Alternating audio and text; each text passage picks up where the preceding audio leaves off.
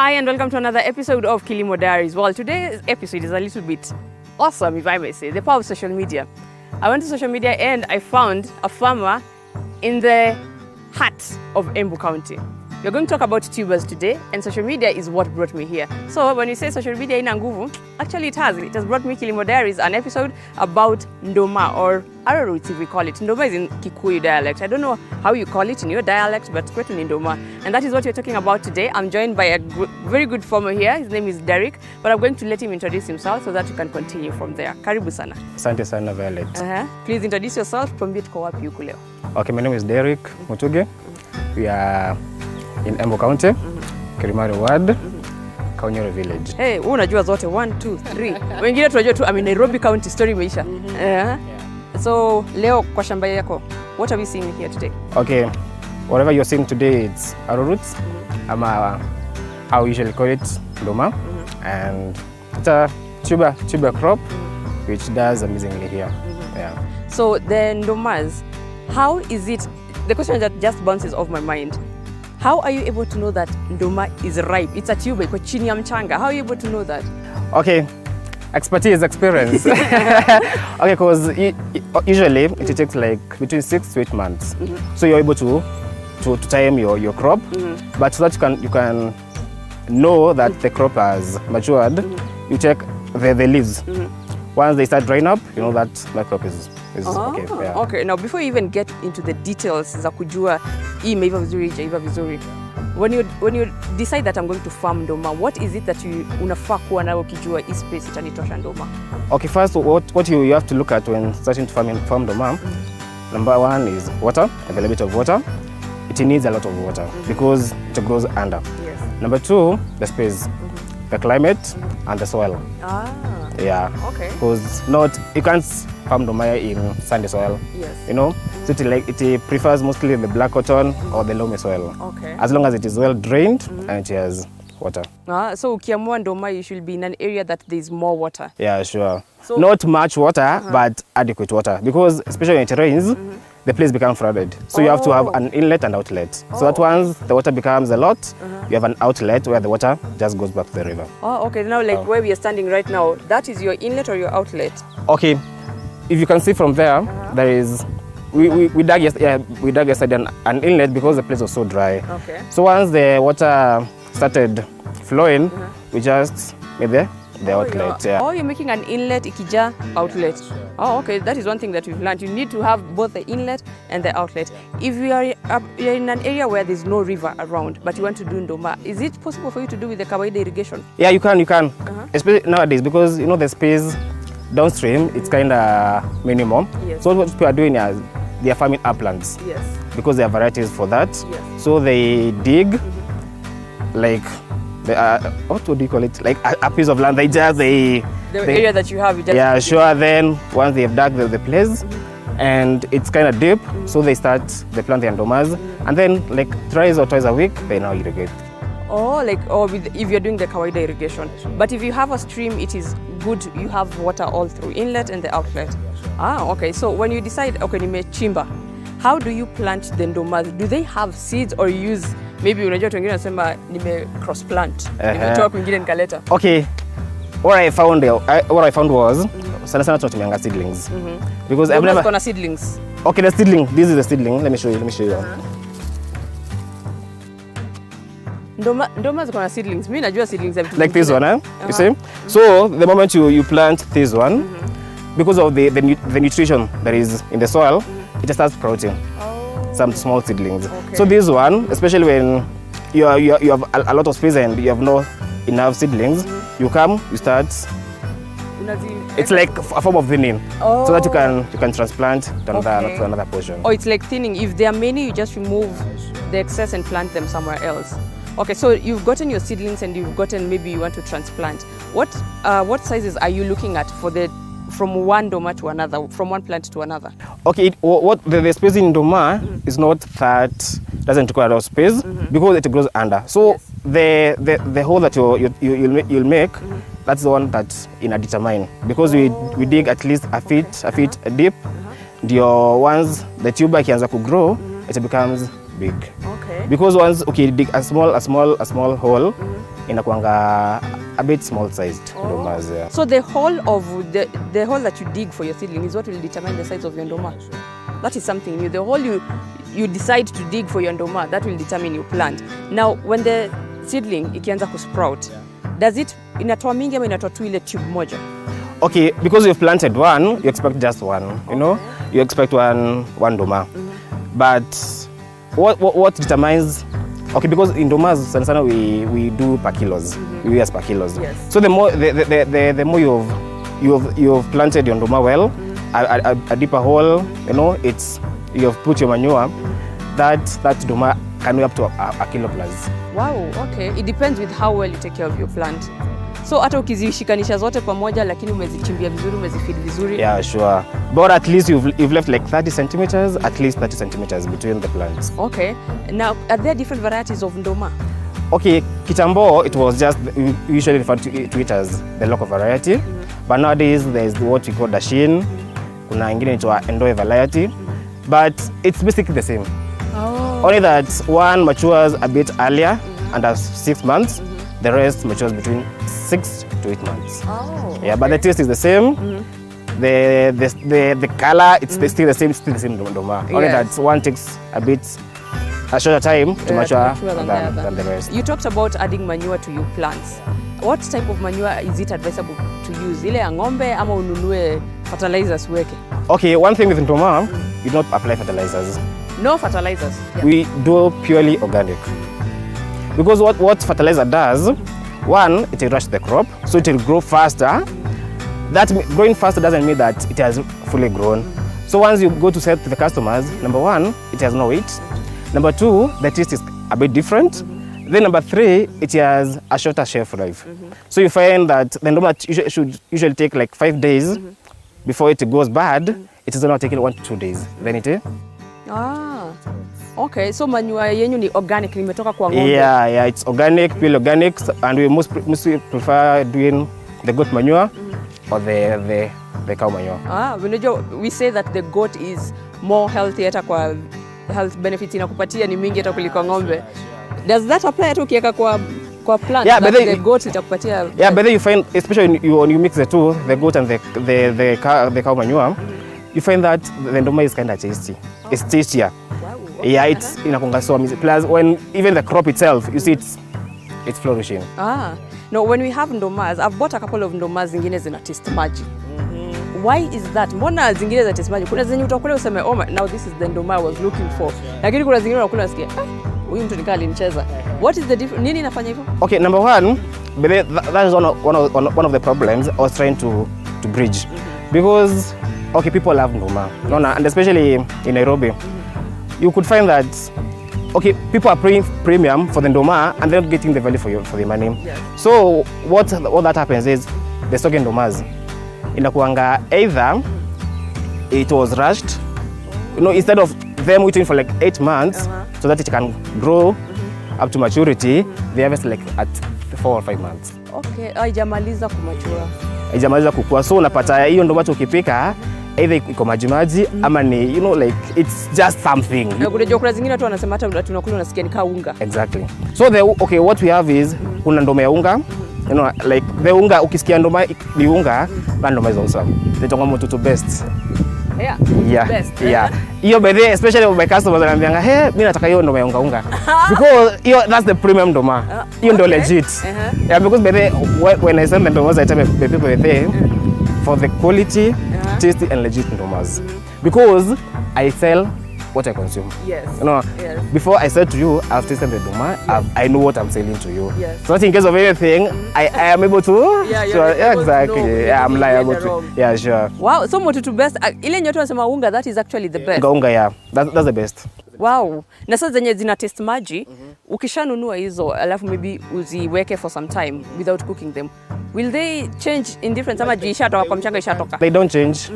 What after once you buy the stock ndomas, ukishaziweka for like 2 or 3 days, they just rot. Yeah, because tayari from the word go, it's a bad ndoma. No, it's not legit. So once umenunua hiyo ndoma na upate umepika ya kwanza like you had bought like 5 kilos, umepika like a kilo, I'll just cook afterwards. Yes. The moment you find that the first time you've cooked that ndoma, it's soggy, trust me, the rest just dispose them. Yeah, because it doesn't make sense. You buy tomato premium, use your food and then gas using expire, and then you end up throwing them in the trash. Wow, yeah, true. Now Derek has told us how to know the best ndoma. Motutu, your best. Motutu best and you're the best ndoma that you can find out there. We're going to take a short break, but when you come back, you're going to understand. He's told us about 6 to 8 months to maturity. How well do you know that this has matured to the full? Yani unajua sasa unaweza itoa, upeleke kwa sahani na upeleke customer. We're going on a short break, but we'll be right back.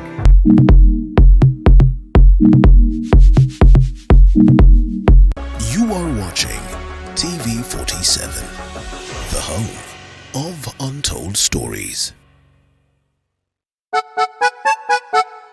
Sonadol Extra imetengenezwa kwa njia spesheli kupambana haraka na maumivu ya kichwa, mwili na hata meno.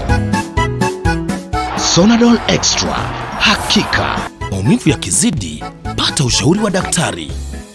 You are watching TV47, the home of untold stories.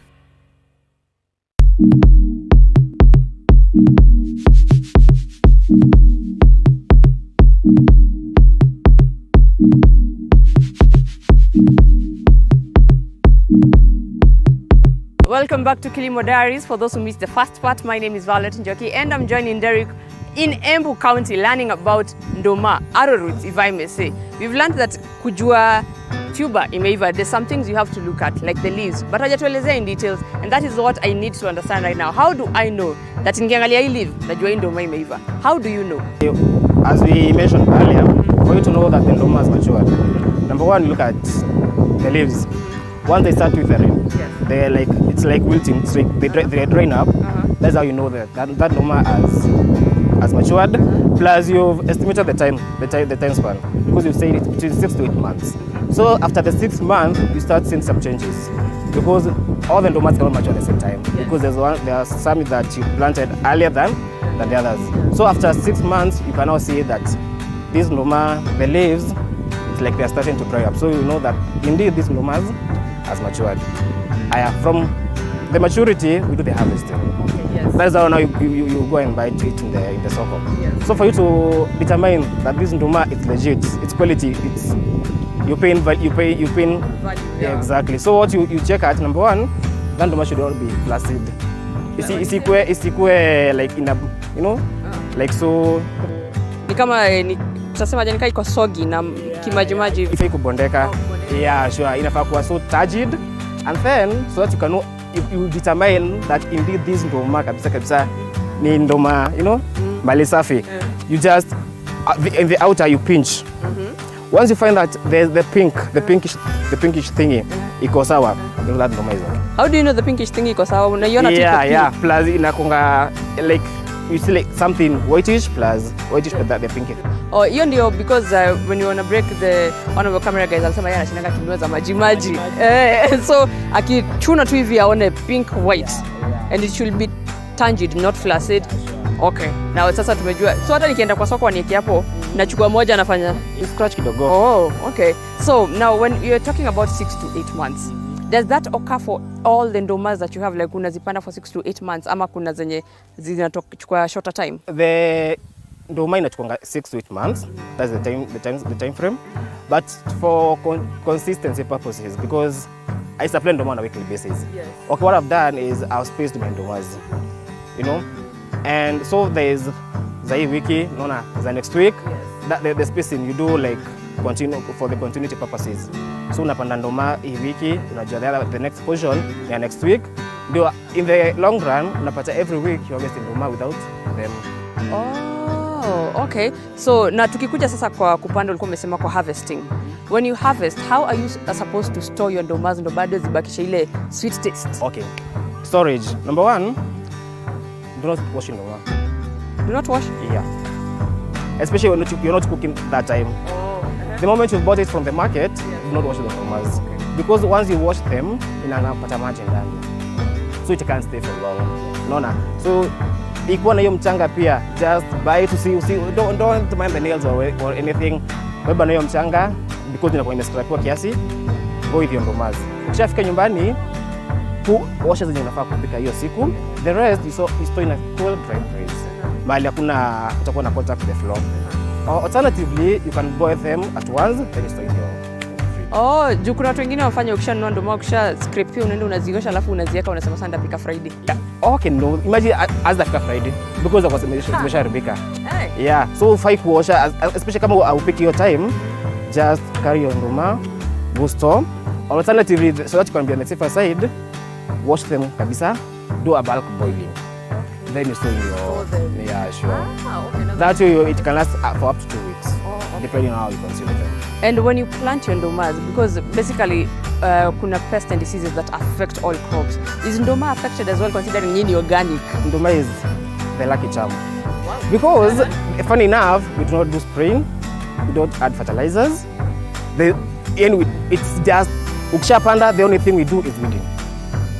Peke yake and adding manure. Allah? Yeah. Ndoma, there's no fertilizer, there's no pesticides, there's no insecticides, there's no nothing. Hapa ni kumea na vibes and inshallah with God. Hey. So when you're planting the ndomas, now that you don't have stories of pests and diseases, what are some of the challenges that a farmer may go through ukiamua wacha nipande ndoma? Unakuwa tu set ukijua hii nayo hapa utateseka kidogo na hapo utateseka kidogo. Number one, find a suitable place, yes. Especially land, because nowadays people have embraced ndomas, as you can see from the surrounding. You know, like you can't even have space to, especially when you're leasing land. Yes. So number one, finding a space to plant, and if you have space, the seedlings. Yeah. Because for the seedlings now they are kind of costly, because each seedling costs 5 shillings. So for this, like this portion, it's over 2,000 seedlings. 2,000? Over 2,000. Wow. Na bado hazijatosha. This is a small portion.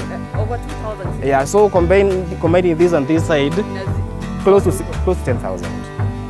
So you need like some capital. Yeah, but what I say is, you don't have to wait for you to get 100,000 for you to start the farming. If you have 5,000 as your said capital, just go buy seedlings equivalent to that amount.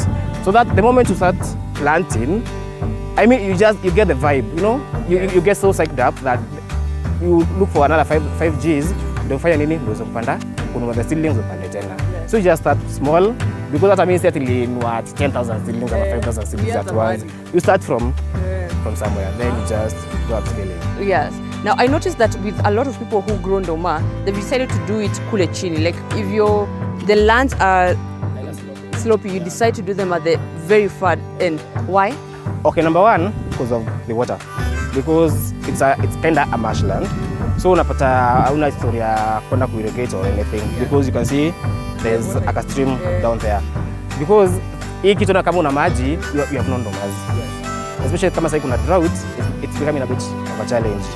Because una maji, and ndomas they require water na una. So we prefer as planting downstream, not to square na hiyo problem ya there's no water ama something like that. Now let's talk a bit about value addition. Watu wamezoea kula ndoma for breakfast. Paka ile yenye umeboil, umepeel, unaikula for breakfast. Are there other ways that you can eat ndoma? Ndoma you can eat in kama vile tunasemanga waru. 1,001 ways. 1,001 ways. Yeah, ndoma tumepita waru. I'm advocating for ndoma. So for the ndomas, you can eat it well boiled, you can deep fry it. Then you can tengeneza stew, into ndoma curry. So sweet. I think I've had stew ya githeri na ndoma. Okay, hata githeri ya ndoma ile unasinga ya waru na minji. So kuna ya ndoma na minji. So yummy. Hiyo tunajaribu. Kabisa. Then you can tengeneza crepes. Crepes za ndoma. I know for muhogo, ndoma even has crepes. So tasty. Go try them. Then we have the flour, unga. Yes. Unga ndoma. Especially for the mothers who are lactating. Unga ndoma. And pia the small kids who are weaning, inakuwa poa sana. Because of the growth rate, kuna lot of potassium. So unapata the kid anakuwa so healthy. Ukitaka unga ndoma, when you harvest you dry it and then take dry kabisa, like you do with maize or cassava. When you dry, then you just go take it to the portion. And then unapata unga yako na unasonga. Can I cook ugali with unga ndoma? Okay, I haven't tried it. Maybe porridge. I think porridge, yeah. Because okay, ukienda kusiaga, especially kama unasagia watoto, unachanganya ndoma, some millet, some those proteins and unachanganya. It becomes so awesome. Yeah, we've said that it's beneficial to a child growing up when you're weaning the ndoma, but does it have any other health benefits? Okay, personally, it has a lot of health benefits, especially kama you're struggling with gluten. For people who are gluten-free people. Exactly. Sisi, same WhatsApp group. Because initially, I wasn't a fan of ndoma as such. Yes. But the moment I started eating, anytime I eat bread, nasikia tumbo. Nikasema, okay, let me try something else. So one of my friends recommended ndoma. So anytime I eat ndoma, I'm like, kuna vinasikia tu, iko tu sawa. So later to find out that mimi na gluten atupatani. So for those who are struggling with gluten, ndoma is the best. Okay. Now, when you were starting, I talked about social media, leading me to you. How is your market, considering nilikupata ukiuza social media? How is your market for ndoma? Thank God for social media, thank God for Twitter. Because I feel ilikuwa tu yani unaamka tu asubuhi unasema see I have some few ndomas here. So let me just post nione venye go. And especially from there I've seen the Twitter, how Twitter has been supporting people. I guess in studying Big Fish, the famous Big Fish. So I was like, okay, if Twitter is so, and it's so supportive, that it doesn't discriminate, So kasema let me just post, nione itakuwa aje. And thank God, from starting 20 kilos, because at that time I'm 20 kilos, I got my first 3 customers from there. What can recommend? The referrals.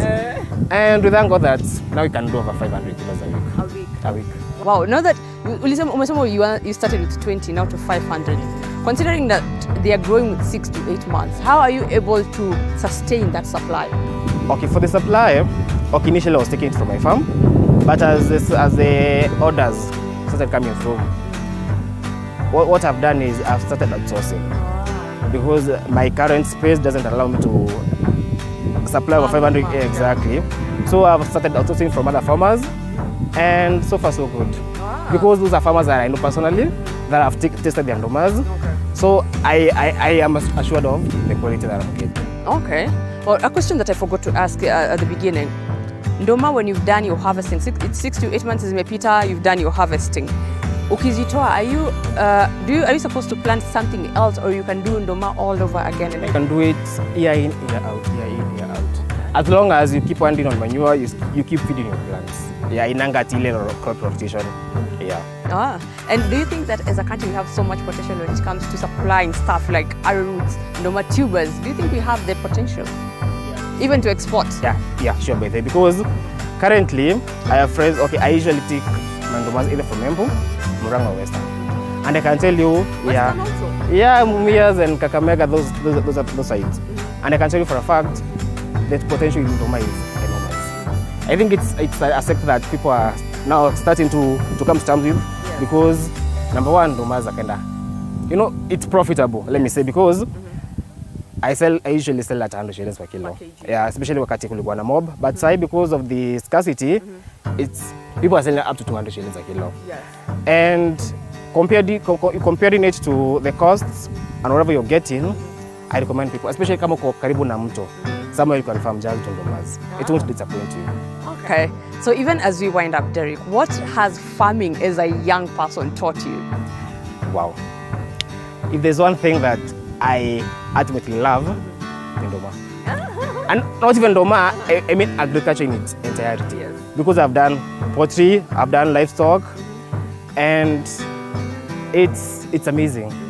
Because ukipata that people are feeding from the thing. Ukipata kama ni ndoma inajiri mtu wa kazi.